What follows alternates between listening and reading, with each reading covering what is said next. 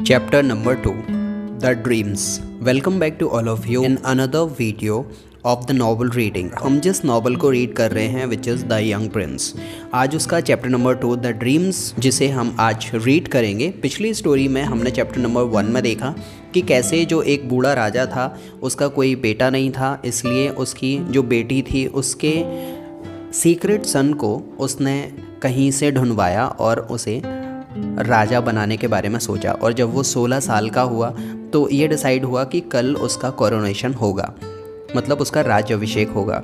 तो अब जब वो राजकुमार रात में सोता है तो उसे सपना आता है। तो अब वो क्या था उसका सपना, देखते हैं इस चैप्टर नंबर 2 में। Let's begin. This was the young Kings dream. ये जो सपना था ये यंग किंग का सपना था। He is in a horrible dark building, जहाँ पर वो क्या देखता है सपने में कि वो एक बहुत ही खौफनाक अंधेरी बिल्डिंग में है। There is a terrible smell, जहाँ पर एक बहुत ही गंदी सी स्मेल है। The small windows have bars and not much sunlight can enter. और वहाँ पर जो छोटी छोटी खिड़कियाँ थीं जिसमें से लाइट अंदर नहीं आ पा रही थी बिकॉज ऑफ बहुत सारी सलिए उसमें लगे हुए थे। But in the poor light the young king sees a lot of people working. और बहुत ही कम रोशनी में वो क्या देखता है कि बहुत सारे लोग थे वो काम कर रहे थे। दे आर मेकिंग क्लोथ्स, और वो क्या काम कर रहे थे, कपड़े बना रहे थे।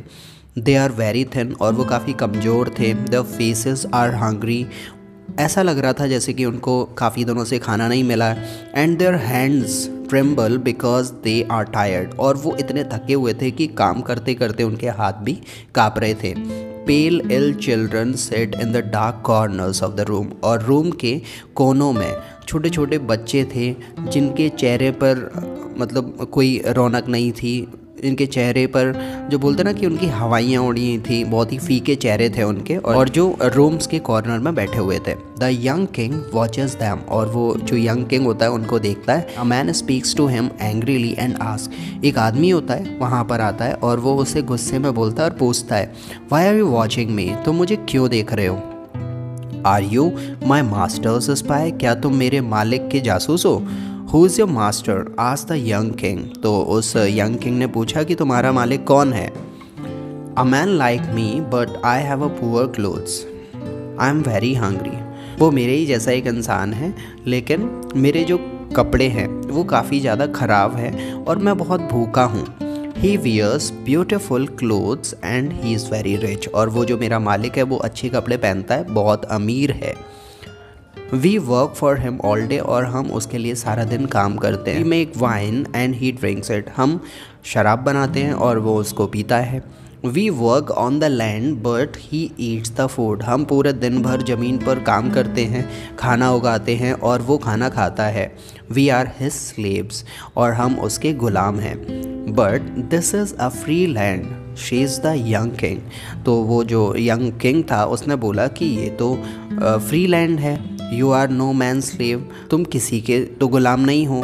इन war weak mans are the slave of strong man, war में जो लोग हार जाते हैं तो वो उस शक्तिशाली आदमी के गुलाम बन जाते हैं। In peace poor mans are the slave of rich man, और गरीब आदमी होते हैं वो उस रिच मैन के गुलाम बन जाते हैं। आर यू ऑल स्लेव्स, क्या तुम यहाँ पर जितने भी हो सबके सब गुलाम हो। Yes the women and the children, उसने बोला कि वुमेन हैं हमारी और बच्चे हैं। The old and the young, जितने भी लोग यहाँ पर बड़े बूढ़े छोटे कितने भी लोग यहाँ पर तुम देख सकते हो वो सबके सब गुलाम हैं। Suddenly the young king sees the clothes on the machine, अचानक से जो वो यंग किंग होता है वो एक मशीन पर एक कपड़े को देखता है। इट इज़ गोल्ड, और वो जो कपड़ा होता है वो सोने का बना होता है। The young king is terrified, और वो जो यंग किंग होता है डर जाता है। You are making some very beautiful gold clothes, तुम तो बहुत अच्छे सोने के कपड़े बना रहे हो। वॉट इज़ इट, क्या है ये। It is for the coronation robe of the young king, the man replies, और वो जो गरीब आदमी होता है और जो स्लेव होता है वो बोलता है कि ये तो एक राज्याभिषेक के कपड़े हैं जो हम यंग किंग के लिए बना रहे हैं। When the young king heard this, he screamed and woke up, और जब उसने ये सुना तो वो अचानक से उठ गया और चिल्लाया। But then he saw yellow moon at the window, और फिर उसने क्या देखा कि विंडो से येलो मून लाइट उस पर पड़ रही थी और वो वापस से दोबारा से सो गया। And he had another dream, और फिर उसे एक और सपना आया। This was his second dream, और वो उसका दूसरा सपना था। He is on a long boat, वो एक लंबी सी बोट पर था। The sun is very hot and 100 slaves are rowing the boat and working, और वो काफ़ी ज़्यादा सनी डे था, यहाँ पर अच्छी खासी धूप निकली हुई थी, और वो जो बोट थी उसे सैकड़ों लोग खींच रहे थे, मतलब उसे चला रहे थे, वहाँ पर काम कर रहे थे। The master of the boat is giving orders, और वहाँ पर जो उस बोट का मास्टर था वो ऑर्डर दे रहा था। He is black like ebony, और वो काफ़ी ज़्यादा डार्क स्किन का था। And has a red silk turban on his head, और उसके सर पर एक लाल कलर की सिल्क की पगड़ी बंधी हुई थी।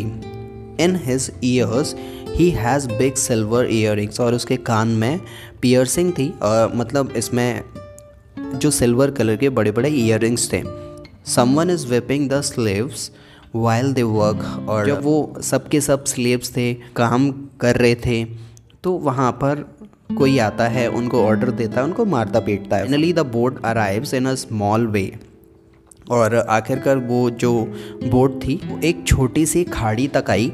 And the master throws the anchor and a long rope ladder into the sea, और उस बोट का जो मास्टर था वो एक जो लॉक होता है, एक जो हुक होता है, उसको समुद्र में फेंकता है। Some man take a youngest slave, और कुछ आदमी होते हैं वो जो सबसे छोटा स्लेव होता है उम्र में, उसको अपने साथ ले जाते हैं। They tie a heavy stone to him, और उसके ऊपर पत्थर बांध देते हैं। And throw him into the sea, और उसे समुद्र में फेंक देते हैं। The young slave disappears into the water but returns to the boat many times, और वो जो यंग स्लेव था वो पानी में काफ़ी बार डूबा, लेकिन वो बहुत बार पानी के ऊपर बोट पर भी आ गया था। Every time he returns he has a beautiful pearl in his hand, और हर बार जब वो लौट कर आता था समुद्र में से, तो वो एक बहुत ही अच्छा खूबसूरत सा मोती लेकर अपने साथ आता था।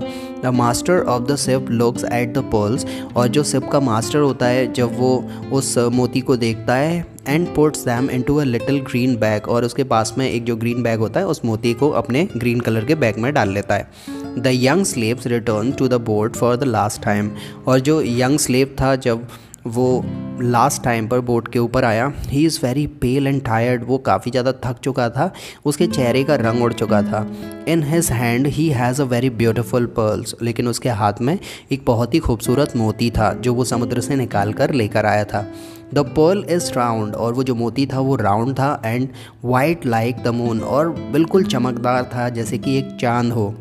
But the young slave's ears and nose are full of blood, लेकिन परेशानी ये थी कि वो जो छोटा बच्चा था, यंग स्लेव था, उसके कानों में से और नाक में से खून निकल रहा था।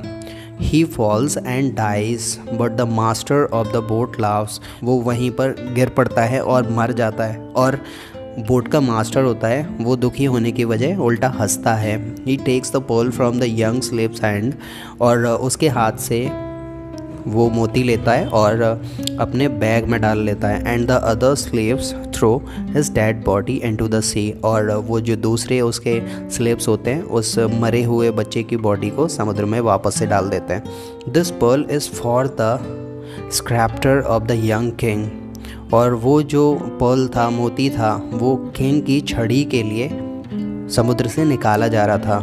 ही सेज, स्लेव उस यंग प्रिंस को बताता है, उस यंग किंग को बताता है। When the young king heard this, he screamed, और जब यंग किंग ने ये सब कुछ सुना तो वो चिल्लाया एंड woke up, और वो उठकर बैठ गया। But he saw the stars at the window, और उसने फिर क्या देखा कि उसके विंडो से बहुत ही अच्छे तारे उसे दिखाई दे रहे थे। एंड soon slept again, और वो फिर से सो गया।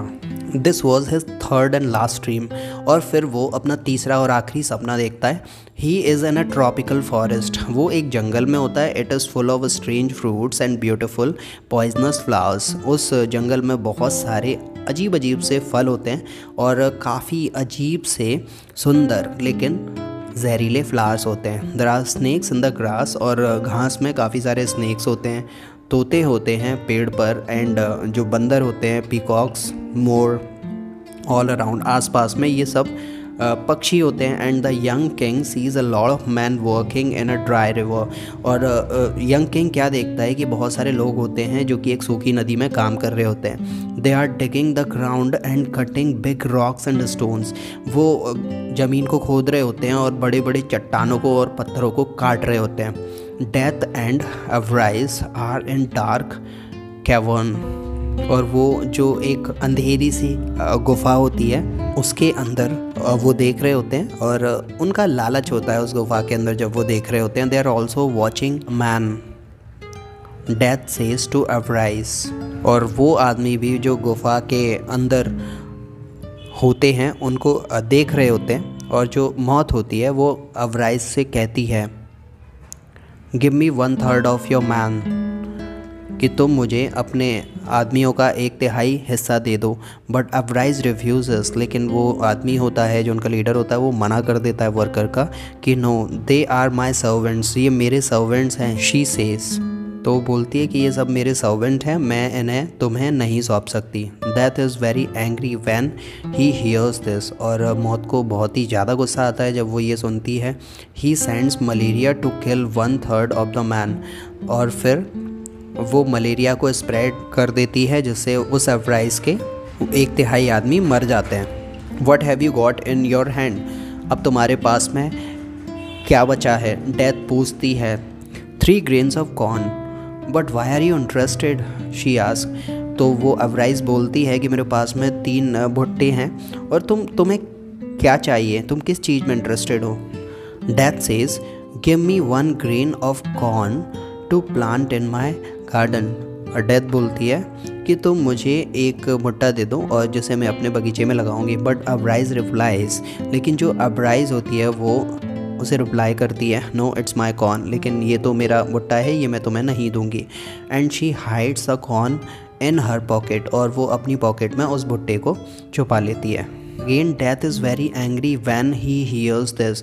और जब वो ये फिर से सुनती है तो उसे बहुत गुस्सा आता है डेथ को। And calls fever. और फिर वो फीवर को बुलाती है। Fever comes in a red रोब लाइक फायर। और जो फीवर होता है वो लाल कलर के कपड़ों में आता है जैसे कि आग हो। He touches 1/3 of the man and kills them. और फिर वो 1/3 आदमियों को छूता है जिसकी वजह से वो सब मर जाते हैं। Now give me a grain of corn for my garden, says that. अब डेथ उससे वो कॉर्न मांगती है अपने बगीचे में उसको प्लांट करने के लिए। No never, replies avarice. तो अवराइज इस बार भी उसे मना कर देती है। Death is extremely angry and calls plague. और अब डेथ को तो बहुत ही ज़्यादा गुस्सा आ जाता है, फिर वो प्लेग को बुलाती है। Plague arise from the sky. और आसमान से प्लेग आता है फ्लाइंग लाइक अ बर्ड, एक चिड़िया की तरह उड़ता हुआ। And kills the rest of the man. और फिर वो सारे जितने भी बचे हुए आदमी होते हैं उनको मार देता है। Avarice screams and runs into the forest. और जो अवराइज होती है वहाँ से भाग जाती है जंगलों में। Death takes his red horse and rides away. और डेथ उसके रेड हॉर्स को लेती है और उसके ऊपर बैठकर जाती है। Fast like the wind. और वो हवा से भी तेज चल रही होती है। And then dragons and terrible monsters come out of the river and the valleys. और फिर वैलीज से और जो रिवर्स होती हैं वहाँ से बहुत ही ख़तरनाक ड्रैगन्स और मॉन्स्टर बाहर निकलते हैं। The young king cries and says. और वो जो यंग किंग होता है वो चिल्लाता है और कहता है who were those man, what were they doing. ये आदमी कौन है, ये क्या कर रहे थे। They were looking for the rubies for a king crown, replies a voice behind him. और उसके पीछे से एक आवाज़ आती है और वो ये कहती है कि ये सब के सब जो आदमी हैं वो राजा के लिए हीरे ढूंढने के लिए यहाँ पर आए थे जो कि उसके ताज में लगाए जाने थे। The young king turns and sees a man in white. और फिर जब यंग किंग पीछे मुड़कर देखता है तो उसे एक वाइट कपड़ों में आदमी दिखाई देता है। This man has a mirror in his hand. और उस आदमी के हाथ में एक मिरर होता है। Which king, he ask. वो पूछता है कि कौन सा राजा। Look in the mirror and you will see the king. तुम इस शीशे में देखो और फिर तुम्हें उस राजा की शक्ल दिखाई देगी। वो जो आदमी था वाइट कपड़ों में उसने उस यंग किंग से कहा। He sees his face in the mirror, screams and wake up and wakes up. और वो जैसे ही अपने फेस को उस मिरर में देखता है तो वो उठ बैठता है। He sees a sun shining at his window. और फिर जब वो उठता है तो वो देखता है कि सूरज निकल चुका था और उसकी किरणें विंडो से उस तक पहुंच रही थी। It is his coronation day. अब वो दिन था जबकि उसका राज्याभिषेक होना था। So this is the end of the chapter number 2 from the story the young Prince. Hope कि ये पार्ट आपको पसंद आया हो। लाइक करो अगर ये वीडियो आपको पसंद आया, शेयर करो इसे अपने फ्रेंड्स के साथ में, हेल्प करो उनकी ऐसे ही रीडिंग के थ्रू इंग्लिश को इम्प्रूव करने में। और इसके आगे का जो थर्ड पार्ट है उसे देखने के लिए और भी नॉवल रीडिंग के वीडियोस देखने के लिए, इंग्लिश रिलेटेड यूजफुल कंटेंट को देखने के लिए इस चैनल को सब्सक्राइब कर लो। So thanks for joining me. I will see you later bringing another the last third part of this novel. Till then, very goodbye to all of you.